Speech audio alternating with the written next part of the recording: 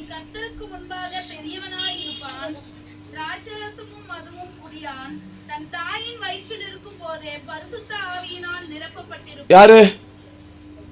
யோவான். எங்க வச்சு ஆவியில் நிரப்பப்பட்டிருப்பான்? ஆயின் வயிற்றில் இருக்கும் பொழுதே பிள்ளை என்னத்துல நிரம்பி இருக்கு? பரிசுத்த ஆவியில நிரம்பி இருக்கு. இனி 41 வாசிங்க.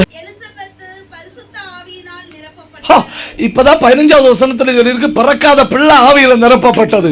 இப்ப 41 சொல்லியிருக்கு பிள்ளைய வயிற்றுக்குள்ள சுமக்கிற தாய் ஆவியில நிரப்பப்பட்டது. இனி அந்த 67 வாசிங்க. நான் கேட்கிறேன் உங்களுக்கு இதுக்கு மேல என்ன வேணும்? இதுக்கு மேல உங்களுக்கு இந்த உலகத்துல என்ன வேணும்? அந்நிய பாஷை பேசுற பிள்ளை, ஆவியில் நிரம்புற தாய், அந்நிய பாஷையில் ஆராதிச்ச சகரியா. இதுக்கெல்லாம் காரணம் என்ன தெரியுமா? இதுக்கெல்லாம் காரணம் ஒரு ஆவிக்குரிய டச். யாரு? யாரு? மரியாள்.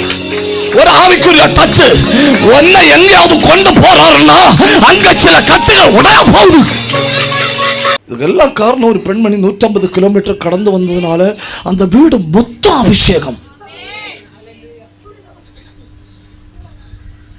எலிசபெத்துக்கும் யோவானுக்கும்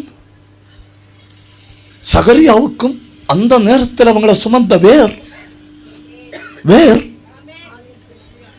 மரியாள்.